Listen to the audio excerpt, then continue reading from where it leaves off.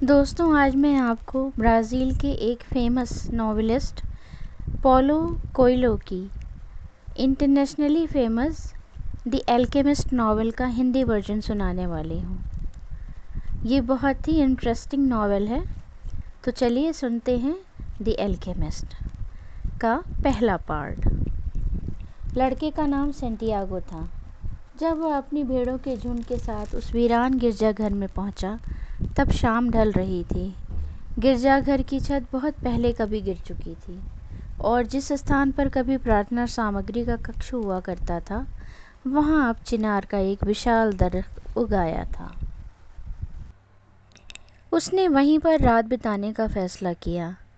उसने टूटे दरवाजे से सारी भेड़ों को अंदर किया और उसके बाद वहां लकड़ी के कुछ लट्ठों से एक बड़ा बाड़ तैयार कर दी, ताकि रात में भेड़ें बाहर निकलकर यहाँ वहाँ न भटकने पाएं।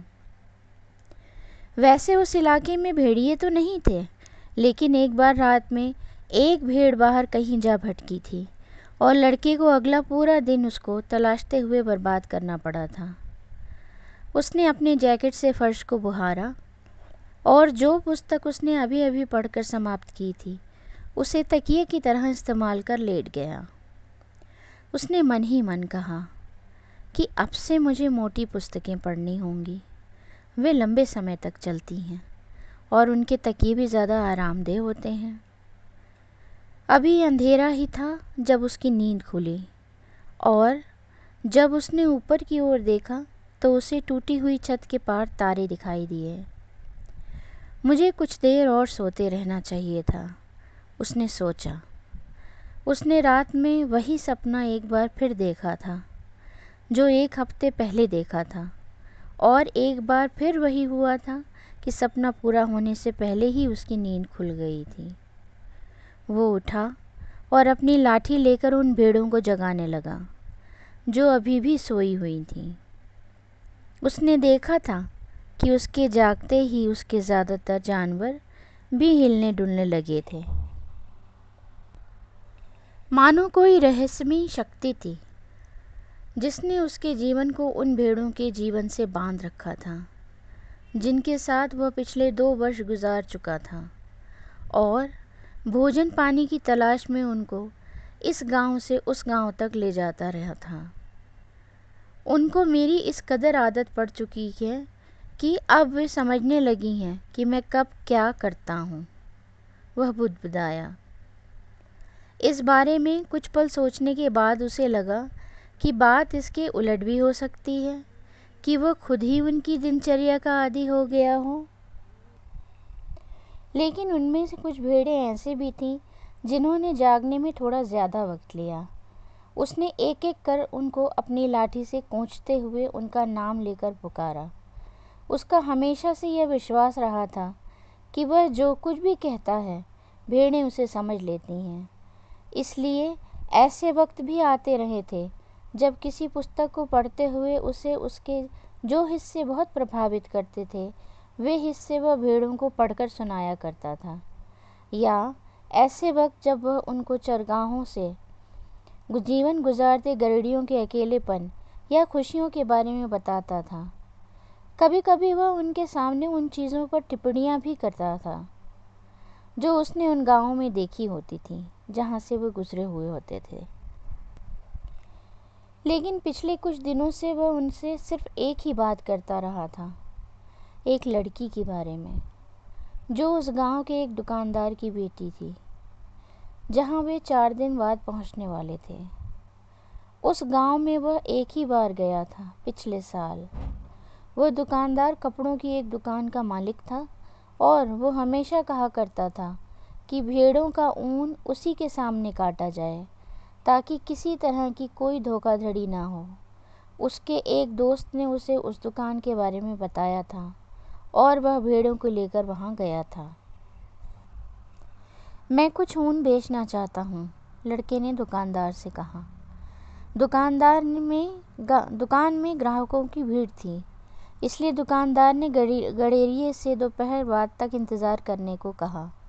लड़का दुकान की सीढ़ियों पर बैठ गया और उसने अपने थैले से एक पुस्तक निकाल ली। मैं नहीं जानती थी कि गरेड़िए पढ़ना भी जानते हैं। उसके पीछे से एक लड़की की आवाज़ आई।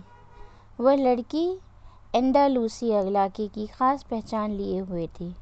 लहराते हुए काले बाल और मोर विजेताओं से फीकी सी याद दिलाती आंखें। हाँ, वैसे मैं पुस्तकों से ज़्यादा अपनी भेड़ों से सीखता हूँ, उसने जवाब दिया।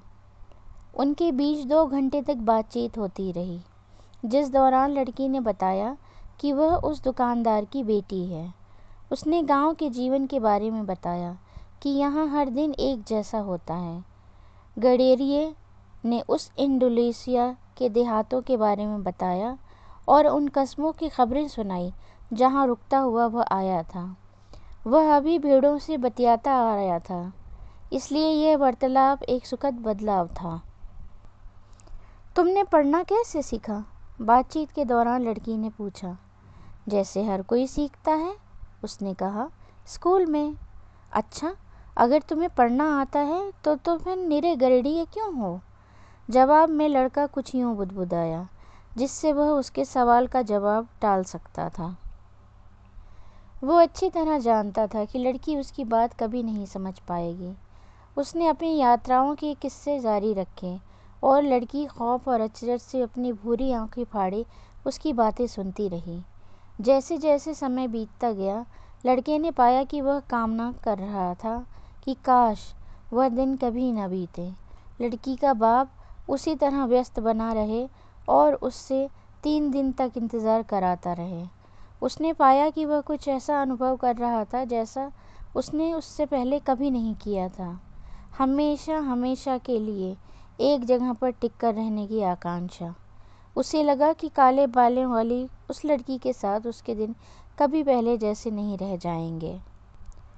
लेकिन आखिरकार वह दुकानदार प्रकट हुआ और उसने लड़के से 4 भेड़ों का ऊन काटने को कहा। उसने ऊन की कीमत चुकाई और लड़के से अगले बरस फिर से आने को कहा।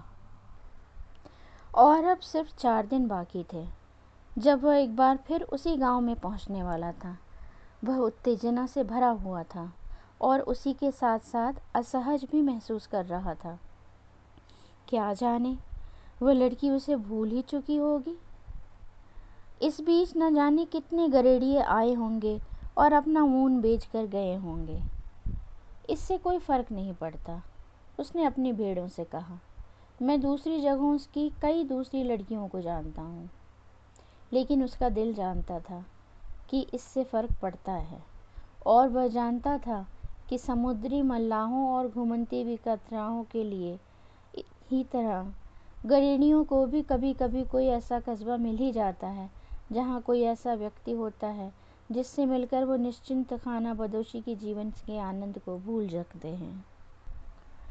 आसमान में सूरज झांकने लगा था और गरेड़िए ने अपनी भेड़ों से सूरज की दिशा में चलने को कहा। इनको कभी कोई फैसला नहीं लेना पड़ता, उसने सोचा। शायद यही वजह है कि वे हमेशा उसके करीब बनी रहती हैं। भेड़ों को तो सिर्फ भोजन और पानी से ही सरोकार था।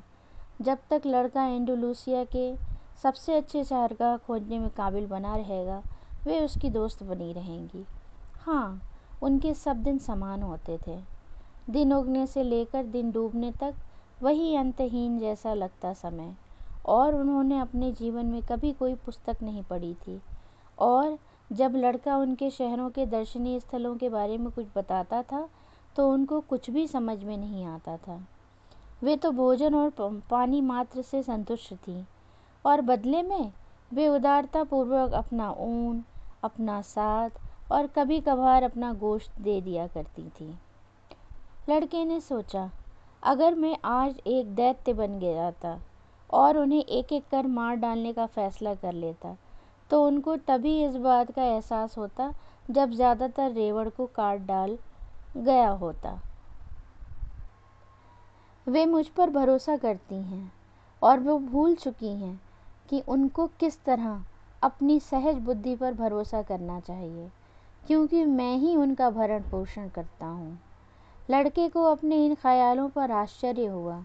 उसने सोचा, हो सकता है कि इस गिरजाघर और उसके अंदर उगे चिनार पर कोई भूत सवार हो उसी की वजह से उसको वह सपना दोबारा दिखा हो, और उसी की वजह से उसे अपने इन वफादार साथियों पर गुस्सा आ रहा हो। उसने वहाँ थोड़ी सी वाइन पी जो पिछली रात के भोजन के बाद बची रह गई थी, और फिर अपनी जैकेट को अपने शरीर के और करीब खींच लिया। वो जानता था कि अब से कुछ ही घंटे बाद जब सूरज सिर पर आ चुका होगा, तब गर्मी इतनी बढ़ चुकी होगी कि उसे अपने रेवड़ को मैदानों से हाँक कर ले जाना मुश्किल हो जाएगा। वह गर्मियों के दिन का वह वक्त होता था जब सारा का सारा स्पेन सो जाता था। गर्मी रात होने तक बनी रहती थी और उसे पूरे समय अपनी जैकेट को ढोना पड़ता था। लेकिन जब उसके मन में उसके बोझ को लेकर शिकायत का भाव पैदा हुआ, तो उसने याद किया ये जैकेट ही थी जिसकी वजह से वो भोर की ठंड का सामना कर पाता था। हमें बदलाव के लिए तैयार रहना ज़रूरी है, उसने सोचा, और उसके मन में जैकेट के वज़न और गर्माहट के प्रति कृतज्ञता उमड़ आई। जैकेट का अपना एक उद्देश्य था और लड़के का भी अपना एक उद्देश्य था। उसके जीवन का उद्देश्य यात्रा करना था, और एंडलूसिया के इलाके में 2 साल तक सफ़र करने के बाद वह उस इलाकों के सारे शहरों से वाकिफ़ हो चुका था। उसकी योजना थी कि इस यात्रा के दौरान वह उस लड़की को समझाएगा कि किस तरह एक साधारण गठरिया जानता है कि पढ़ना कैसे सीखा जा सकता है। वह उसे बताएगा कि उसने 16 साल की उम्र तक पाठशाला में पढ़ाई की थी। उसके माँ बाप चाहते थे कि वो पादरी बनता और इस तरह एक साधारण किसान परिवार के गौरव का स्रोत बनता। वे महज भोजन और पानी जुटाने की खातिर कड़ी मेहनत करते थे, जैसे ये भेड़ें करती हैं। उसने लैटिन, स्पेनिश और धर्मशास्त्र की पढ़ाई की थी, लेकिन बचपन से ही उसकी ख्वाहिश दुनिया को जानने की रही थी, और ये ईश्वर के बारे में जानने तथा आदमी के पापों को समझने से ज़्यादा महत्वपूर्ण था। एक दोपहर जब वह अपने परिवार से मिलने पहुंचा, तो उसने किसी तरह हिम्मत जुटाकर अपने पिता से कहा कि वह पादरी नहीं बनना चाहता, वह यात्रा करना चाहता है। बेटा, तमाम दुनिया के लोग इस गांव से होकर गुजरे हैं, उसके पिता ने कहा। वे नई चीज़ों को खोज में आते हैं, लेकिन जब वे यहाँ से जा रहे होते हैं तो वैसे के वैसे ही बने रहते हैं जैसे पहले थे। वे किले को देखने पहाड़ पर चढ़ते हैं और वे अंत में यही सोचते हैं कि गुज़रा ज़माना आज के ज़माने से बेहतर था। भले ही उनके बाल भूरे हों या चमड़ी काली हो, लेकिन वो बुनियादी तौर पर होते वैसे ही हैं जैसे यहाँ के लोग हैं।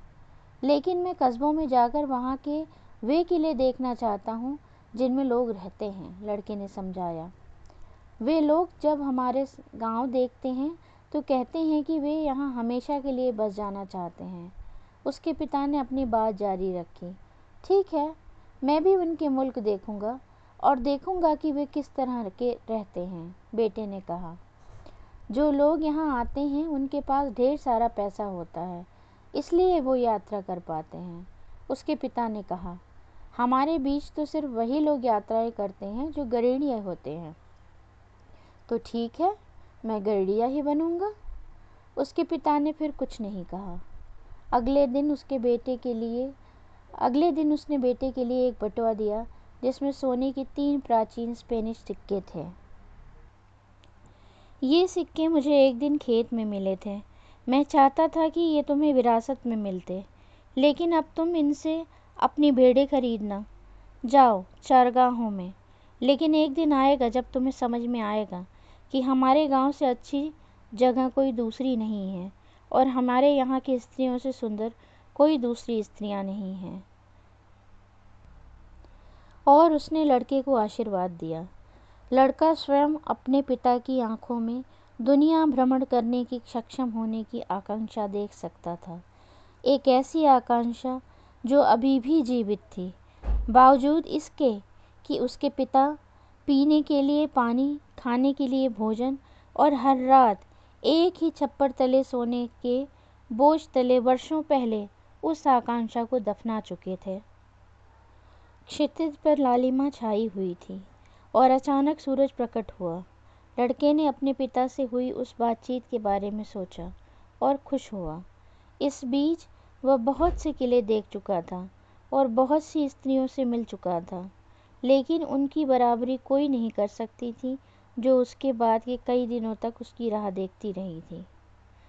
उसके पास एक जैकेट थी, एक पुस्तक थी जिसके बदले में वह दूसरी पुस्तक खरीद सकता था, और भेड़ों का एक झुंड था।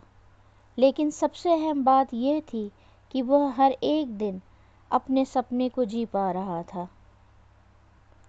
अगर वो एंडालूसिया के चरागाहों से तंग आ जाता तो वह अपनी भेड़ों को बेचकर समुंदर पर जा सकता था। जब वह समुद्रों से ऊब जाएगा तो तब तक वह दूसरे बहुत से नगरों, बहुत सी स्त्रियों और सुखी होने के बहुत से अवसरों से वाकिफ हो चुका होगा। मैं पाठशाला में ईश्वर को नहीं पा सका, उसने उगते सूरज की ओर देखते हुए सोचा। जब भी मुमकिन होता वो सफ़र के लिए कोई नया रास्ता ढूंढ लेता था। वह उस वीरान गिरजाघर में कभी नहीं गया था, बावजूद इसके कि वह उन हिस्सों से कई बार गुजरा था। दुनिया बहुत विशाल और अनंत थी। उसको अपनी भेड़ों को उस रास्ते पर थोड़ी देर चलने देने भर की ज़रूरत थी और वह दूसरी दिलचस्प चीज़ों का पता लगा सकता था। समस्या यह है कि वो उनको इस बात का एहसास ही नहीं होता कि वे हर दिन एक नए रास्ते पर चल रही होती हैं। उन्हें समझ ही नहीं आता कि जिन चरागाहों में वे होती हैं वे नए होते हैं और मौसम बदलते रहते हैं। वे तो सिर्फ भोजन और पानी के बारे में ही सोच पाती हैं। हो सकता है हम सभी ऐसे ही हों, लड़के ने सोचा। मुझे ही लो, जब से मैं उस दुकानदार की बेटी से मिला हूँ मैंने किसी दूसरी स्त्री के बारे में सोचा ही नहीं। सूरज की ओर देखते हुए उसने हिसाब लगाया कि वो दोपहर से पहले टेरिफा पहुँच जाएगा। वहाँ इस पुस्तक के बदले थोड़ी मोटी सी पुस्तक ले सकता है, वाइन की अपनी बोतल भरा सकता है, दाढ़ी बना सकता है, बाल कटवा सकता है। उसे उस लड़की से मुलाकात की तैयारी करनी ज़रूरी थी और वह इस संभावना के बारे में नहीं सोचना चाहता था कि कोई दूसरा गड़ेड़िया भेड़ों को उससे बड़ा झुंड लेकर वहाँ पहले ही पहुँच चुका हो और लड़की का हाथ मांग चुका हो। किसी सपने के साकार होने की संभावना ही ज़िंदगी को दिलचस्प बनाती है। उसने सूरज की स्थिति पर एक बार फिर नज़र डालते हुए सोचा और अपनी चाल तेज़ कर दी। उसे सहसा याद आया कि टेरिफा में एक बुढ़िया है जो सपनों को पढ़ना जानती है। वो बुढ़िया लड़के को घर के पिछवाड़े एक कमरे में ले गई।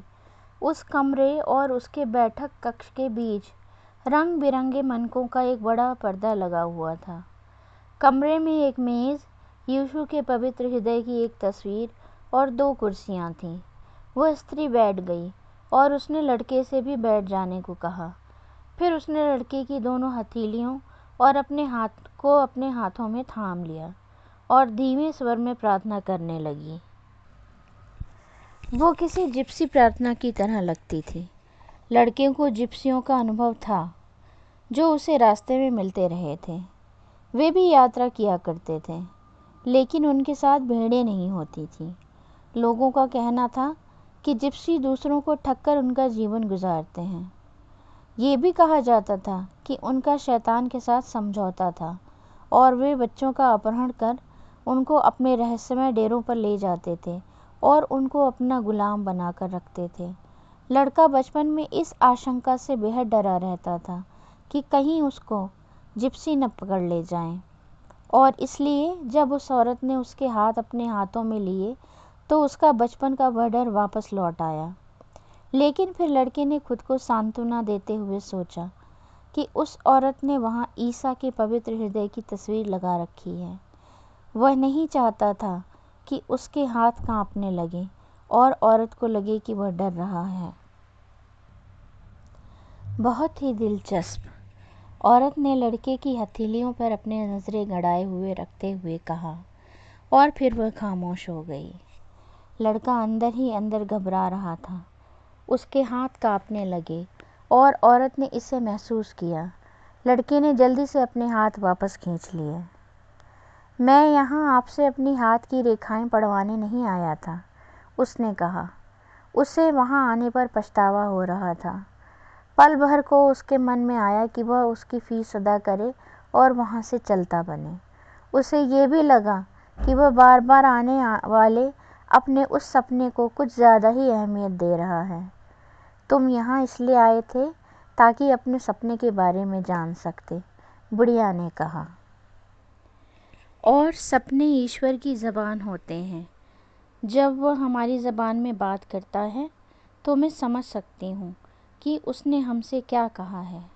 लेकिन अगर वह आत्मा की ज़बान में बात करता है तो फिर सिर्फ तुम ही उसे समझ सकते हो।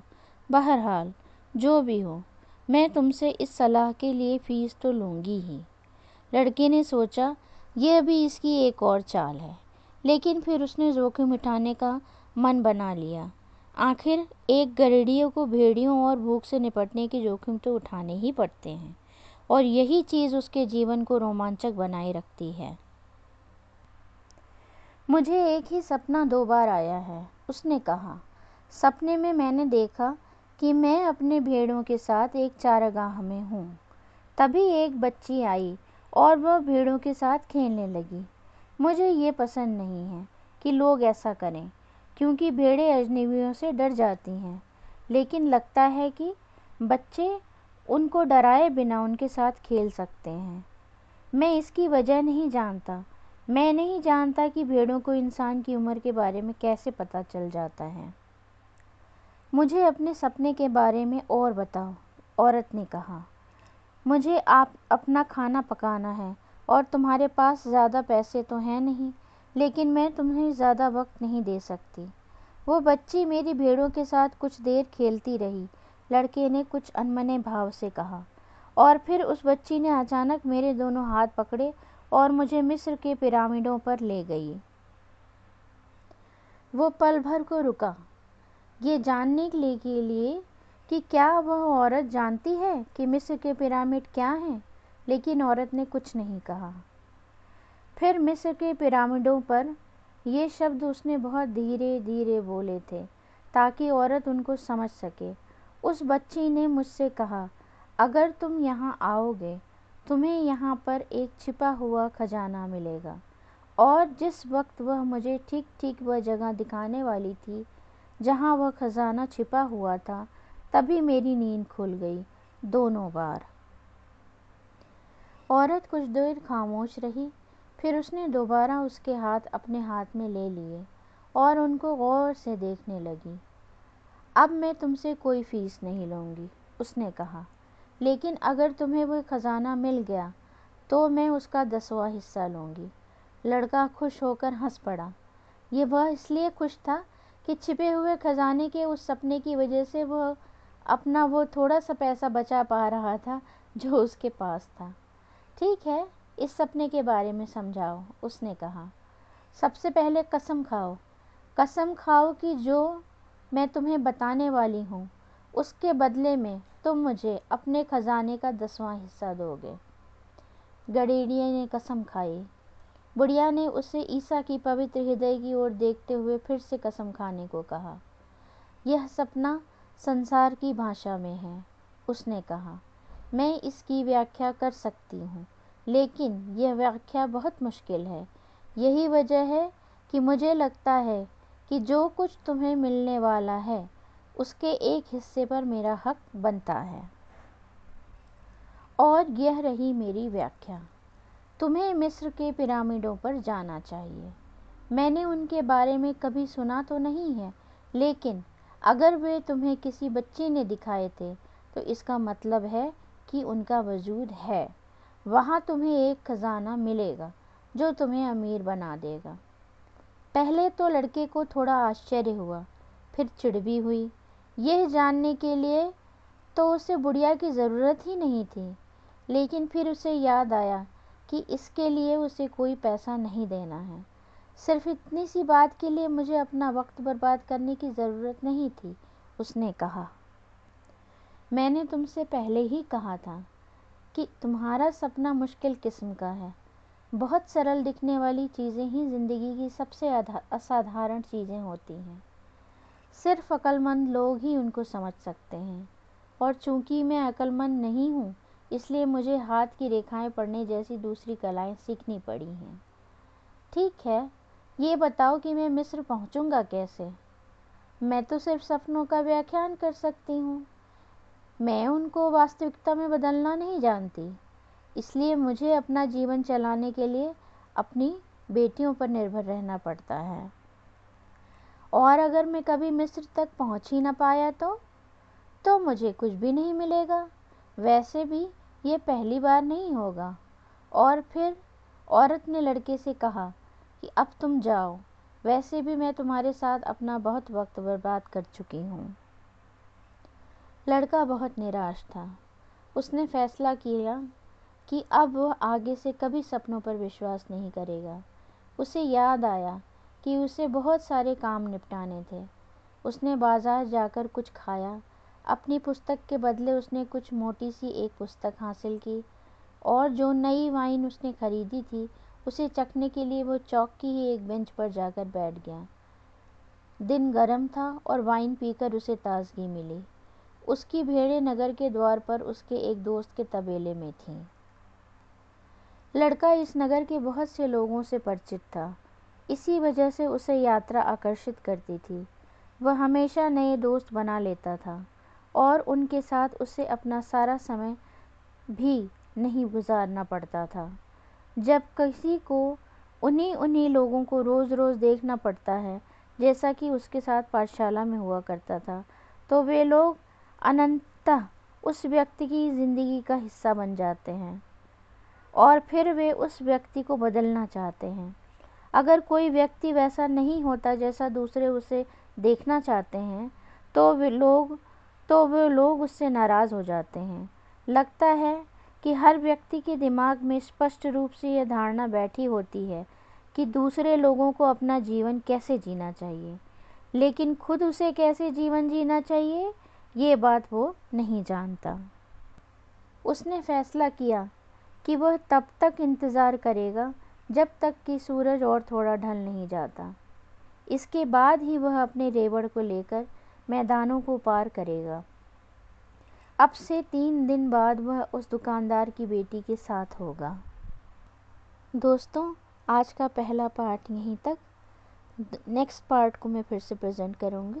तब तक के लिए गुड बाय, टेक केयर।